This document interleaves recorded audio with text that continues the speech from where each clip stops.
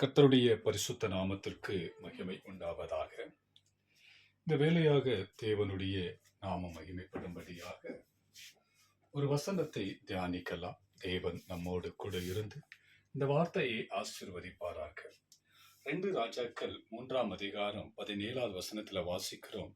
நீங்கள் காற்றையும் காண மாட்டீர்கள், மழையையும் காண மாட்டீர்கள். ஆனாலும் நீங்கள் உங்கள் ஆடு மாடுகளும் உங்கள் மிருக ஜீவன்களும் குடிக்கும்படி இந்த பள்ளத்தாக்கு தண்ணீராலே நிரப்பப்படும் என்று கர்த்தர் சொல்கிறார் என்று நாம் வேதத்திலே வாசிக்கிறோம். தேவனுடைய பிள்ளைகளே, இந்த நாளிலே இந்த வார்த்தையை கேட்கிற உங்கள் யாவரும் தேவன் ஆசீர்வதிப்பாராக. இன்று ஒரு பெரிய அற்புதத்தை செய்யும்படியாய் தேவன் உங்களோடு பேசிக் கொண்டிருக்கிறார். நீங்கள் காற்றையும் காண மாட்டீர்கள், மழையையும் காண மாட்டீர்கள். நிச்சயமா இன்று உங்களுடைய வாழ்க்கையிலே ஒரு செழிப்பான ஆசீர்வாதத்தை காண்பீர்கள். எந்த இடத்திலிருந்து வழியும் இல்லாத சூழ்நிலையில் இருக்கிறீர்கள், என்னால எந்த வழியும் இல்லை, நான் அகப்பட்டிருக்கிற இடம் பயங்கரமா இருக்குது, என்னால தப்பிக்க வழியில்லாத சூழ்நிலையில் இருக்கிற இந்த கடன் பாரம் என்னை மரணத்துக்கு நேராய் கொண்டு போய் இருக்கிறது, தப்பிக்க வழி இல்லாமல் இருக்கிறேன் என்று ஒருவேளை நீங்க நினைக்கலாம். ஆனால் கர்த்தர் சொல்லுகிறார், இன்று நீ காற்றையும் காண மாட்டாய், மழையையும் காண மாட்டாய், நிச்சயமாய் உனக்கு ஒரு விடுதலையை நான் தருவேன், உன்னுடைய வாழ்க்கையிலே ஒரு ஆசீர்வாதத்தை இன்று தருவேன் என்று கர்த்தர் சொல்லுகிறார். தேவ பிள்ளைகளே, நீங்கள் தேவனை விசுவாசிங்க. இன்று காற்றையும் காண மாட்டீங்க, மழையையும் காண மாட்டீங்க, நிச்சயமாய் ஒரு அற்புதத்தை காண்பீங்க, ஒரு புதிய அதிசயத்தை காண்பீர்கள். ஆம் தேவ பிள்ளைகளே, எனக்கு எந்த வழியும் இல்லை என்று நினைக்கிறீங்களா? எல்லாரும் கைவிடப்பட்ட சூழ்நிலையில இருக்கிறீங்களா? ஐயோ, என்னுடைய கடன் பாரங்களும் என்னுடைய வேலை ஸ்தலத்திலோ என்னுடைய வியாபாரத்திலும் எல்லாம் நஷ்டம் அடைந்து எந்த இடத்திலும் தலை நிமிர்ந்து நிற்க முடியாத அளவுக்கு என் வாழ்க்கை வேதனைக்குள்ள இருக்குது, வழி இல்லாமல் தவிக்கிற, எந்த வழி போவதென்று தெரியல என்று நீங்கள் நினைக்கிறீர்களா? தேவன் சொல்லுகிறார், கண்டிப்பாக இன்று நீங்கள் ஒரு அற்புதத்தை காண்பீர்கள். இதை கேட்கிற தேவ பிள்ளைகளே, உங்களை தேவன் ஆசீர்வதிப்பாராகுங்க. நிச்சயமா உங்களை விடுதலை ஆக்குவாருங்க. ஒரு சாட்சியோடு சொல்லுகிறேன். தேவனுடைய நாமம் மகிமைப்படும்படியாக காட்பாடி என்ற ஊரிலே ஒரு ஊழியத்துக்காய் கடந்து போகும் பொழுது, அங்கே ஊழியம் முடிந்த பிறகு ஒரு குடும்பத்தை சந்திக்கும்படியாய் எங்களை அழைத்து கொண்டு போனார். அங்கே ஒரு சகோதரியை காணும்படியா தேவன் உதவி செய்தார். அந்த சகோதரியுடைய குடும்பத்தினுடைய காரியங்களை, அந்த சாட்சியை சொல்லும்படியாய் அந்த சகோதரி எங்களோடு பேசினார்கள். தேவ நாமத்துக்கு மகிமை உண்டாவதாக. அந்த சகோதரி திருமணமாகி குழந்தை இல்லாத ஒரு கஷ்டத்தில் இருந்தார்கள். அதிக வேதனை, உற்றார் உறவினர்கள் எல்லாம் அவர்களை வேதனைப்படுத்தினாங்க. குழந்தை இல்லாத ஒரு காரணத்தினாலே எந்த ஒரு நல்ல காரியத்திற்கும் அவர்களை அழைக்கவே இல்லை. ரொம்பவும் கஷ்டப்பட்டு துக்கப்பட்டு கொண்டே இருந்தாங்க. பக்கத்து வீட்டுல வந்து கூப்பிடுவாங்க, அவங்களை கூப்பிடாத ஒரு சூழ்நிலை இருக்கும். அவங்க அதே வேதனையோடு இருந்து, ஐயா, என்னுடைய வாழ்க்கையில இப்படி ஒரு காரியம் நடந்துடுச்சு, நான் என்ன செய்வேன் என்று கேட்டுக்கொண்டே இருக்கும் பொழுது கர்த்தர் அவர்களுக்கு ஒரு ஆண் பிள்ளையை கொடுக்கும்படியா தேவன் உதவி செய்தாருங்க. அந்த தாய்மார் அழுது புலம்பி அந்த தேவனிடத்துல, ஆண்டவரே, எனக்கு ஒரு குழந்தையை தார் ஆண்டவரே, அந்த குழந்தையை கொடுத்தால் நிச்சயமாய் உமக்காக நான் வளர்ப்பாண்டவரே, உடைய ஊழியத்துக்காய் ஒப்பு கொடுப்பேன் ஆண்டவரே என்று ஒரு பொருத்தனையோடு ஒரு பிரதிஷ்டையோடு கூட தேவனிடத்திலே கேட்டார். அதே வண்ணமாக அந்த மகளுக்கு ஒரு ஆண் பிள்ளையை தேவன் கொடுத்தார். அவளும் வளர்த்தார், நல்லா வளர்த்தாங்க. சில நாட்கள் கழிச்சு அந்த குழந்தை ஒரு காய்ச்சலினால, ஜுரத்தினால அவதைப்பட்டார்கள். கொஞ்சம் கொஞ்சமாய் சுகமாகும் என்று நினைத்த போது அதிக வேதனைக்குள்ளானது. இன்னும் அதிக ஜுரங்கள், அதிக பலவீனங்கள் குழந்தைக்கு நேரிட்டது. என்ன செய்யணும் என்று தெரியல. தாய் தகப்பன் இருவரும் அந்த குழந்தையை தூக்கின்னு ஒரு ஹாஸ்பிட்டலுக்கு கடந்து போனாங்க. ஹாஸ்பிட்டலுக்கு கொண்டு போகும் பொழுது டாக்டர் அந்த குழந்தையை பார்த்த உடனே சொல்லிட்டாங்க, இந்த குழந்தை இறந்து போச்சு, நீங்க வீட்டுக்கு திருப்பி கொண்டு போயிடுங்க தயவு செய்து என்று அந்த டாக்டர் சொன்னாங்க. எல்லாரும் கண்ணீர் விட்டு அழுதார்கள். எனக்கு கர்த்தர் கொடுத்த குழந்தை, இந்த குழந்தை இறந்து போயிடுச்சு என்று எல்லாரும் அழுதாங்க. தாய் சொன்னார், இல்லை, இந்த குழந்தை சாகல, இது உயிரோடு இருக்குது, இது கர்த்தருக்காக ஊழியம் செய்ய வேண்டும் என்று தேவன் கொடுத்த குழந்தை, இது மறிக்காது, இதை நீங்க எப்படியாவது ட்ரீட்மெண்ட் எடுங்க, நீங்க எப்படியாவது ட்ரீட்மெண்ட் எடுங்க, இதுக்கு மருந்து செலுத்துங்க, நிச்சயமா தேவன் ஜீவனை கொடுப்பார் என்று அந்த தாய் விசுவாசத்தோடு சொல்லிக் கொண்டே இருந்தாங்க. ஆனாலும் அங்கிருந்த வைத்தியர்கள் சொன்னாங்க, இது பிழைக்கல, மரித்து போன குழந்தைக்கு நாங்க என்ன கொடுப்போம், எந்த மருந்து கொடுப்போம், ஒன்றும் செய்ய முடியாது, வீட்டுக்கு கொண்டு போயிடுங்க என்று சொன்னாங்க. கூட இருந்த கணவரும் சொன்னாரு, மா மகன் இறந்து போயிட்டான், நம்ம வீட்டுக்கு கொண்டு போயிடலாம். ஆனா தாய் சொன்னா, இல்ல, இறக்கல. இந்த தாய் சொன்ன ஒரே வார்த்தை, என் குழந்தை இறக்கல, அது ஜீவனோடு இருக்குது, இது கர்த்தர் கொடுத்த குழந்தை, இது ஒரு நாளும் விட மாட்டார் என்று வைராக்கியத்தோடும் விசுவாசத்தோடு இருந்தாங்க. அதிக கூச்சல் பட்டு அழுது புலம்பினாங்க. அங்க இருக்கிற ஆஸ்பத்திரியில் இருக்கிற எல்லா மனிதர்களும் ஓடி வந்து இவர்களை பார்த்து, ஐயோ இப்படி கதறி அழுகிறாரு, இன்னும் கொஞ்ச நேரத்துல இந்த மகன் மரித்தது அல்லாம இந்த தாயும் மரித்து போயிடுவாளே, எப்படியாவது இந்த தாய் ஆறுதல் படுத்தணும் என்றதுக்காக அந்த டாக்டர் இடத்துல இந்த ஜனங்களே போய், ஏன் இந்த குழந்தைய நீங்க கொஞ்ச நேரம் அட்மிட் பண்ணிக்கோங்க, இந்த குழந்தைய அடக்கம் பண்ணுவதற்கு முன்பதாக இந்த தாய் மரித்து போனாலும் மரித்து போயிடுவதற்கு, அதனால இந்த தாய் ஆறுதல் அடைகிற வரைக்காது நீங்க கொஞ்ச நேரம் இந்த ஹாஸ்பிட்டல்ல நீங்க சேர்த்து அட்மிட் பண்ணிக்கோங்க என்று சொன்னாங்க.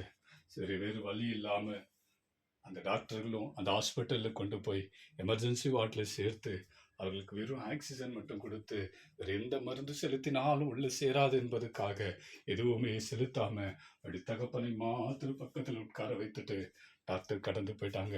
டாக்டர் சொன்னாங்க அவருடைய தகப்பனிடத்துல, நாங்கள் ஒன்றும் ட்ரீட்மெண்ட் பண்ண முடியாது, மரித்து போன குழந்தைக்கு ஒன்றும் செய்ய முடியாது, இது மரித்து போயிருக்கு, உன்னுடைய மனைவி ஆறுதல் அடைந்த உடனே, சமாதானமான உடனே நீ கொண்டு போயிடுப்பா என்று சொல்லிட்டு அவங்களுக்கு கடந்து போயிட்டாங்க.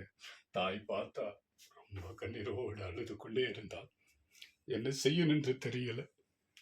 ஆஸ்பத்திரியில எங்க ஒரு காலியான இடம் இருக்குது என்று பார்த்து ஓடி போய் அங்க உட்கார்ந்து முழங்கால் படியிட்டு கண்ணீர் விட்டு அழுதான். தேவனே, எனக்கு யாரும் இல்லப்பா, எல்லாரும் கைவிடப்பட்டுட்டாங்க, எந்த வழியும் இல்லை ஆண்டவர், எப்படி என்னுடைய பிள்ளை ஜீவனோடு எழும்பு என்று எனக்கு வழியே தெரியல. டாக்டர்கள் சொல்லிட்டாங்க மரித்து போயிட்டாங்கன்ட்டு, என்னுடைய கணவரும் சொல்லிட்டாரு மரித்து போயிட்டாங்கன்ட்டு, ஜனங்கள் எல்லாம் சொல்லிட்டாங்க மரித்து போயிட்டாங்க என்று. ஆனால் நான் விசுவாசிக்கிறேன் ஆண்டவரே, நீர் இல்லாத இடத்துல இருக்கிற வண்ணமாய் அழைக்கிற தேவன் ஆண்டவரே, உம்மாலே கூடு என்று நான் விசுவாசிக்கிறப்பா. தயவாக நீர் எப்படியாவது என் பிள்ளைக்கு ஒரு ஜீவனை உண்டாக்கி தாரும் என்று வைராகியத்தோடு அந்த மகளை ஜெபித்தாங்க. அந்த ஜபத்துடைய சத்தம் தெய்வ சமூகத்தில் ஏற்றினது. அந்த ஹாஸ்பிட்டல்ல எமர்ஜென்சி வார்டுல இருந்து ஒரு சத்தம் கேட்கிறது. என்ன சத்தம் தெரியுமா? அப்பா அப்பா என்ற ஒரு சத்தம். மகன் ஜீவனோடு எழுந்து தன் தகப்பனை நோக்கி அப்பா என்று அழைக்கிற ஒரு சத்தம் அந்த ஹாஸ்பிட்டல் இருக்கிற அத்தனை பேரு கேட்டு ஆச்சரியப்பட்டாங்க.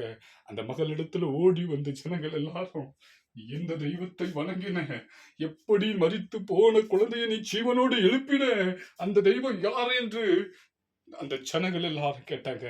அந்த அளவுக்கு தேவன் காற்றையும் காணாமல் மழையும் காணாமல் எந்த வழி இல்லாத இடத்துல ஒரு ஜீவனை உண்டாக்க முடியும் என்று நாங்கள் விசுவாசிங்க. நாம் எல்லாரும் விசுவாசிப்போம். அவரால் முடியாத காரியம் ஒன்றும் இல்லைங்க. காற்றையும் காண மாட்டோம், மழையையும் காண மாட்டோம். கண்டிப்பா தேவன் சொல்லுகிறார், இன்று உன்னுடைய வாழ்க்கையில ஒரு பெரிய அதிசயத்தை காண்பாய் தேவ பிள்ளையே. இதை கேட்கிற தேவ பிள்ளையே, ஒருவேளை உன்னுடைய வாழ்க்கை இவ்விதமான சூழ்நிலையில் இருக்கலாம். எந்த வழியில போக முடியாத அளவுக்கு, எந்த பக்கமும் போனாலும் நெருக்கப்படுகிற ஒரு சூழ்நிலையா இருக்கலாம். நான் எழுந்து கொள்ள முடியாத அளவுக்கு எல்லா இடமும் மூடி இருக்கிறது, எனக்கு வழியே இல்லை என்று ஒருவேளை நீ நினைத்திருக்கலாம். கர்த்தர் சொல்லுகிறார், இதோ நீ காணாத ஒரு அற்புதத்தை, உன்னால் யூகித்து பார்க்க முடியாத ஒரு பெரிய அதிசயத்தை இன்று நீ விசுவாசித்தால் காண்பாய். இந்த மகள் விசுவாசித்தால், என் தேவன் எனக்கு கொடுத்த பிள்ளை ஜீவனோடு எழுப்ப அவரால் முடியும் என்று விசுவாசித்ததுனால மரித்து போன குழந்தையை உயிரோடு எழுப்பின தேவனுங்க. அப்படிப்பட்ட தேவனாகிய கர்த்தர் சொல்லுகிறார், இன்று உன்னுடைய வாழ்க்கையிலே நீ எந்த நிலையில் இருக்கிறாய் என்று நீ அறிந்திருப்பாய். தேவன் சொல்லுகிறார், அந்த நிலையிலிருந்து உன்னை ரட்சிக்க என்னால் முடியும் என்று சொல்லுகிறார். அந்த இடத்திலிருந்து உன்னை விடுதலையாக்க முடியும் என்று சொல்லுகிறார். எல்லா மனிதர்கள் கைவிட்ட சூழ்நிலையில இருக்கலாம். ஒருவேளை உன்னுடைய வியாதி உனக்கு மரணத்துக்கு நேராக இருக்கலாம். டாக்டர்கள் சொல்ல இருக்கலாம், இனி எந்த விதமான வழி இல்லை, உனக்கு மரணம்தான் நிச்சயம் என்று சொல்லியிருக்கலாம். கர்த்தர் சொல்லுகிறார், இதோ நான் உன்னை சிருஷ்டித்தேன், நான் உன்னை உருவாக்கினேன், நீ காற்றையும் காண மாட்டாய், நீ மலையையும் காண மாட்டாய், நிச்சயமாய் உன்னுடைய வாழ்க்கையிலே ஒரு ஜீவன் உண்டாகும்படியாக ஒரு அற்புதத்தை நான் செய்வேன் என்று கர்த்தர் சொல்லுகிறார். தெய்வ பிள்ளைகளே, இதை கேட்கிற நீங்கள் யாவருமாய், இந்த சத்தத்தை கேட்கிற ஒவ்வொரு தேவனிடத்திலிருந்து சத்தம் வெளிப்படுகிறது. நிச்சயமாய் இன்று நீங்கள் ஒரு அற்புதத்தை காண்பீர்கள். இந்த சத்தத்தை கேட்கிற நீங்கள் யாவரும் தேவனை விசுவாசிங்கள், கர்த்தரை விசுவாசிங்கள்.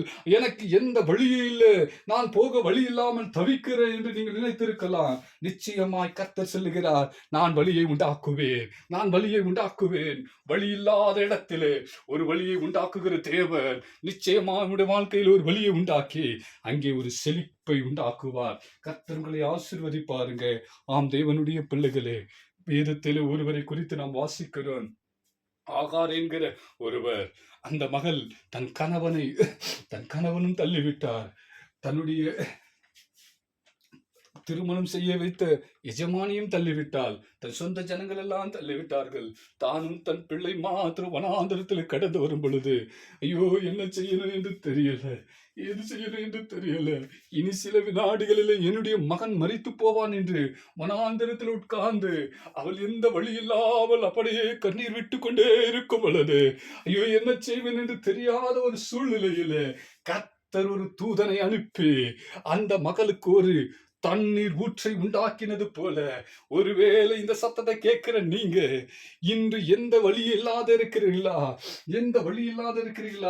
இதோ உங்களுடைய வாழ்க்கையில் ஒரு நீரூற்றை உண்டாக்க போகிறார். அன்று ஆகாருக்கு என்ற ஒருவளுக்கு தேவன் அந்த கிரியை செய்த, நன்மை செய்த தேவன் இன்று உங்களுடைய வாழ்க்கையில செய்ய வல்லவராய் இருக்கிறார். நிச்சயமாய் நீங்கள் கர்த்தரை விசுவாசிங்க. அன்று ஆகார் தேவனை விசுவாசித்தார். என் தேவனாலே கூடாத காரியம் ஒன்றும் இல்லை, அவரால் எல்லாம் செய்ய முடியும் என்று விசுவாசித்தார். அதே போல நீங்கள் விசுவாசிங்க. அவருடைய கணவன் கைவிட்டார்கள், கட்டி கொடுத்து அவருடைய எஜமானி கைவிட்டார். எல்லாரும் கைவிட்டாலோ, எந்த மனிதருடைய ஒத்தாசை இல்லாத போது கூட கர்த்தர் சொன்னார், இதோ நான் உன்னோடு கூடவே இருக்கிறேன், உன் மகனை ஒரு பெரிய ஜாதியாக்குவேன் என்று தேவன் அவளையும் மகனையும் ஆசீர்வதித்தார். தெய்வ பிள்ளையே, இந்த சத்தத்தை கேட்கிற உன்னையும் தேவன் சொல்லுகிறார், உனக்கு எந்த விதமான வழி இல்லாமல் நீ இருக்கிற இடம் வனாந்தரம் போல இருக்கிறதா, உன்னுடைய ஜீவியம் ஒரு வனாந்தரம் போல இருக்கிறதா, ஊற்றில்லாமல் தாகத்தோடு மரணத்துக்கு நேராக இருக்கிறாயா, தேவன் சொல்லுகிறார், நான் உனக்கு ஒரு புதிய இடத்தை, புதிய நீரூற்றை உண்டாக்குவேன். அது வற்றி போகாதது, அது ஜீவ ஊற்றாய் இருக்கும் என்று கர்த்தர் சொல்லுகிறார். தெய்வ பிள்ளைகளே, உடைய வியாபாரத்திலோ உடைய வேலை ஸ்தலத்திலோ நீ நஷ்டம் அடைந்து, என்னால் எழுந்து கொள்ள முடியாத அளவுக்கு எந்த வழியும் நொறுக்கப்படுகிற ஒரு சூழ்நிலையில் இருக்கிறேன் என்று நினைக்கிறாயா, கர்த்தர் சொல்லுகிறார், நிச்சயமாய் இன்று ஒரு விடுதலை உண்டு, உனக்கு இன்று ஒரு விடுதலை உண்டு. தேவன் உன்னையும் உன்னுடைய வியாபார ஸ்தலத்தையும் உன்னுடைய வேலை ஸ்தலத்திலும் உன்னுடைய எல்லா வியாதிகளையும் தேவன் முற்றிலுமாய் முறியடித்து ஒரு புதிய அற்புதத்தோடு புதிய கிருபையினால் இன்று நிரப்ப போகிறார். ஆமேன், ஆமேன். தேவனுடைய பிள்ளைகளே, அது மாத்திரமல்ல, தேவனுடைய இஸ்ரவேல் ஜனங்கள் எல்லாம் எகிப்திலிருந்து புறப்பட்டு வரும் பொழுது, அவர்கள் எல்லாரும் எகிப்தை விட்டு விலகி வெளியே வரும் பொழுது ஒரு சிவந்த சமுத்திரம் இருந்ததுங்க. சமுத்திரத்தின் நடுவில் நின்று கொண்டிருந்தார்கள். வலது பக்கமும் ஒரு மலை, இடது பக்கமும் ஒரு மலை, முன்னாடி பார்த்த ஒரு பெரிய சமுத்திரம். எப்படி போக வேண்டும் என்று தெரியல. திரும்பி பார்த்தால் பார்வோனுடைய இராணுவம் வந்து கொண்டிருக்கிறது. எந்த பக்கம் போனாலும் மரணம் நிச்சயம் என்று அவர்கள் எல்லாரும் பயந்து கொண்டிருந்தார்கள். ஐயோ, எங்களுக்கு எகிப்திலே பிரேத குழிகள் இல்லை என்று எங்கள் இங்கே கொண்டு வந்து கொன்று போடுகிறீர்களா என்று மோசே இடத்துல கண்ணீர் விட்டார்கள். ஆனால் தேவன் ஒரு நாள் அவர்களை கைவிடலைங்க. மோசே பார்த்தார், ஐயா, வலது பக்கமும் மலை, இடது பக்கமும் மலை, முன்னாடி சமுத்திரம், பின்னாடி ராணுவம், என்ன செய்யணும் தெரியல. இத்தனை ஜனங்கள், லட்சக்கணக்கான ஜனங்கள் இன்று மாண்டு போவார்களோ என்று நினைக்கும் பொழுது அவனுக்கு இருந்த ஒரே வழி, எந்த பக்கமும் இல்லைங்க, ஒரே வழி, அவனுக்கு மேலாய் வானத்தை திறந்திருந்தது. அங்கிருந்து தேவ சத்தம் கேட்டது, மோசே, உன் கையில் இருக்கிற கோலை எடுத்து ஓங்கி சமுத்திரத்தின் மேல் அடி, அங்கே ஒரு வனாந்தரத்தையும் அந்த சிவந்த சமுத்திரத்தை இரண்டாய் பிளந்து உனக்கு ஒரு வழியை உண்டாக்குவேன் என்று கர்த்தர் சொன்னார். அவ்விதமாய் இஸ்ரவேல் ஜனங்கள் மரித்து போகிற சூழ்நிலையிலே எந்த விதமான வழி இல்லாத போது அந்த இடத்திலே ஒரு வழியை உண்டாக்கினவர் தேவனாய் இருந்தால், நிச்சயமாய் உங்களுடைய வாழ்க்கையிலோ இன்று இந்த சத்தத்தை கேட்கிற தேவ பிள்ளைகளே, தேவன் சொல்லுகிறார், உங்களுக்கு எந்த பக்கமும் வழி இல்லாமல் இருக்கலாம். ஒருவேளை உங்களுடைய கண்களுக்கு முன்பதாக வழி இல்லாமல் இருக்கலாம். ஆனால் கர்த்தர் நினைத்தால் எந்த இடத்திலிருந்து வழியை உண்டாக்க அவராலே கூடும். என்னால் செய்ய முடியாத ஒரு காரியம் உண்டா என்று கர்த்தர் சொல்லுகிறார். அவரால் முடியாத காரியம் ஒன்றுமே இல்லைங்க. சகலத்தையும் செய்து முடிக்க அவரால் முடியும். தேவனை விசுவாசிங்க, தேவனை விசுவாசிங்க.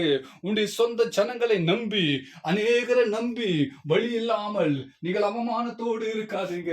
சங்கீதக்காரன் சொல்லுகிறான், சங்கீதம் 121 சங்கீதம் 1வது வசனத்துல வாசிக்கிறோம், எனக்கு ஒத்தாசை வரும் பர்வதங்களுக்கு நேரா என் கண்களை ஏறெடுக்கிறேன். என்னை சுத்தி இருக்கிற பர்வதங்களுக்கு நேராக என் கண்களை ஏறெடுக்கிறேன். எனக்கு ஒத்தாசை வரல, எனக்கு ஒத்தாசை வரலைங்க. ஏனென்றால் சுத்தி இருக்கிற பர்வதங்களை போல, மலை போல நம்பியிருந்த மனிதர்கள் எல்லாரும் நம்மை கைவிடப்பட்டவர்களாய் காணப்பட்டோம். நாம எல்லாரும் கைவிடப்பட்டோம். எல்லா பர்வதங்களும் நம்மை கைவிட்டது. ஆனால் அதே சங்கீதக்காரன் 2வது வசனத்தில் சொல்லுகிறான், அந்த பர்வதங்கள் எல்லாம் நம்பி நான் அதை நோக்கி பார்த்தேன், ஒத்தாசை வரும் என்று நம்பினேன், கிடைக்கல. ஆனா 2வது வசனத்துல வாசிக்கிறோம், வானத்தையும் பூமியும் உண்டாக்கின கர்த்தரிடத்திலிருந்து எனக்கு ஒத்தாசை வரும் என்று சங்கீதக்காரன் சொல்லுகிறார். தேவ பிள்ளைகளே, வானத்திலிருந்து உங்களுக்கு ஒரு ஒத்தாசை வரும். வானத்தையும் பூமியும் உண்டாக்கின சர்வ வல்லமையுள்ள இடத்திலிருந்து இன்று உங்களுக்கு ஒரு ஒத்தாசை வரும். இதை கேட்கிற தேவ பிள்ளைகளே, இந்த சத்தத்தை கேட்கிற தேவ பிள்ளைகளே, நீங்கள் யாராயிருந்தாலும் சரி, எந்த நிலையில் இருந்தாலும் சரி, கர்த்தர் சொல்லுகிறார், நிச்சயமாய் உடைய வாழ்க்கையில் இன்று ஒரு புதிய வழியையும் புதிய ஆசீர்வாதத்தையும் புதிய கிருபையும் நிரப்ப போகிறேன் என்று கர்த்தர் சொல்லுகிறார். இதை கேட்கிற யாரா இருந்தாலும் சரி, நீங்க தேவனை விசுவாசிங்க, தேவனை விசுவாசிங்க. அவரை விட்டு விலகாதீங்க. அவர் மேல் நம்பிக்கையா இருங்க. எனக்கு எந்த வழி இல்லைனாலும் பரவாயில்ல, கர்த்தரே வழி, இயேசுவே எனக்கு வழி, அவரே சத்தியம் ஜீவனமாய் இருக்கிறார். அந்த வழியை நான் விசுவாசிக்கிறேன். அவர் இல்லாத இடத்துல இருக்கிற வண்ணமாய் அழைக்கிற தேவன், அவரால் கூடாத காரியம் ஒன்றுமில்லை, நான் விசுவாசிக்கிறேன் என்று நீங்கள் தேவனை விசுவாசிங்க. கர்த்தர் உங்களுக்கு ஒரு புதிய அதிசயத்தையும் புதிய அற்புதத்தை செய்து இன்று நீங்கள் யாவரும் தேவனுக்குள்ளே மகிமைப்படும்படியாக, தேவநாமத்தை மகிமைப்படுத்தும்படியாக தேவன் உங்களை ஆசீர்வதிப்பாருங்க. தேவன் உங்களை ஆசீர்வதிப்பாருங்க. அவரால் முடியாத காரியம் ஒன்றும் இல்லைங்க. அதனால்தான் ஏசாயா 26:13 வாசிக்கிறோம், எங்கள் தேவனாகிய கர்த்தாவே, உண்மை இல்லாமல் வேறு ஆண்டுமார் யாரு? இனி உண்மை மாத்திரம் சார்ந்து உம்முடைய நாமத்தை பிரசித்தப்படுத்துவோம் என்று ஏசாயா சொல்லுகிறான். ஆம் தேவ பிள்ளைகளே, நமக்கு ஒத்தாசை செய்கிற கர்த்தரை நம்புவோம். அவருடைய நாமத்தை பிரசித்தப்படுத்துவோம், அவருடைய நாமத்தை மகிமைப்படுத்துவோம். இதை கேட்கிற தேவ பிள்ளைகளே, உங்களுடைய வாழ்க்கையில ஒரு மாற்றத்தை தேவன் உண்டாக்க போகிறார். இந்த சத்தத்தை கேட்கிற தேவ பிள்ளைகளே, இனி நீங்கள் காற்றை காண மாட்டீர்கள், மழையை காண மாட்டீர்கள். ஆனாலும் உங்களுடைய வாழ்க்கையிலே தண்ணீர் ஊற்றுகள் எழும்ப போகிறது, ஜீவ ஊற்றாய் மாறப்போகிறது, தேவ வல்லமை மாறப்போகிறது. தேவ வல்லமையினால் நிரப்பப்படுகிறீங்க. நீங்கள் யாவரும் ஒரு பெரிய ஆசீர்வாதத்தினால் நிரம்ப போகிறீங்க. தேவன் உங்களை ஆசீர்வதிப்பார். நிச்சயமாய் ஒரு புதிய வழியை தேவன் உண்டாக்குகிறார். இதை கேட்ட யாவருக்கும் ஒரு புதிய வழியை உண்டாக்குகிறார். நீங்கள் இனி காற்றையும் காண மாட்டீர்கள், மழையும் காண மாட்டீர்கள். எந்த விதமான மனிதருடைய ஒத்தாசை நம்பி நீங்கள் ஜீவிக்க மாட்டீர்கள். முற்றிலுமாய் என் கர்த்தராகிய இயேசு கிறிஸ்துவையே நம்பி விசுவாசித்து அவர்களிலிருந்து அவரிடத்திலிருந்து மாத்திரம் நீங்கள் ஜெயம் பெறுகளாய் காணப்படுவீர்கள். நிச்சயமாய் உங்களை தேவன் ஆசீர்வதிப்பார். பயப்படாமல் இருங்க. இனி உங்களுடைய வாழ்க்கையிலே எந்த விதமான குறைகள் காணப்படாது. எல்லாவற்றையும் தேவன் மாற்றுகிறார். வழி இல்லாத ஒன்றை வழி உண்டாக்குகிறார். தேவன் எல்லாவற்றையும் செய்து முடிக்க சர்வ வல்லமை இதை விசுவாசிக்கிற யாவருமாய் ஒரே ஒரு நிமிஷம் மாத்திரம் கண்களை மூடுக. அப்படியே தெய்வ சமூகத்தில் ஒப்பு கொடுக்கலாம். நீங்கள் அதிகமாக நேசிக்கிறீங்க நல்ல தகப்பனே. உடைய நல்ல நாமத்தை நன்றியோடு ஸ்தோத்தரிக்கிற ராஜா. ஆண்டவரே, எங்களுடைய வாழ்க்கையில் ஆண்டவரே எத்தனையோ போராட்டங்கள், பிரச்சனைகள் ஆண்டவரே. என்னுடைய குடும்பத்தில் எவ்வளவோ போராட்டங்கள், பிரச்சனைகள் ஆண்டவரே. என்னுடைய வியாதி மரணத்துக்கு நேராக இருக்கிறது ஆண்டவரே. இந்த வியாதி என்னை விட்டு விலகாமல் ஆண்டவரே ஒவ்வொரு நாளும் கஷ்டப்படுத்திக் கொண்டே இருக்க ஆண்டவரே. எந்த வழி இல்லாமல், பணம் இல்லாமல் ஆண்டவரே, எந்த நிலை இல்லாமல் ஆண்டவரே ஏழ்மையாகவே இருக்கிற ராஜா. என்னால் ஒன்றும் செய்ய முடியல ஆண்டவரே. நீர் தான் ஒத்தாசை செய்ய வேண்டும் ஆண்டவரே. நான் உண்மையாய் இருக்கிறேன். ஆனாலும் எனக்கு தான் பாடுகள் ஆண்டவரே, எனக்கு தான் கஷ்டங்கள் ஆண்டவரே, எனக்கு தான் எத்தனையோ ஆண்டவரே துன்பங்கள் ஆண்டவரே. ஒருவேளை நினைக்கிற தேவ பிள்ளையே, கர்த்தர் சொல்லுகிறார், இன்று நீ காற்றையும் காண மாட்டாய், மழையும் காண மாட்டாய், நிச்சயமாய் ஒரு ஆசீர்வாதத்தை காண்பாய் என்று சொன்னீரே ஆண்டவரே. அவனமா இது கேட்கிற ஒவ்வொருவரையும் ஆசீர்வதியோ.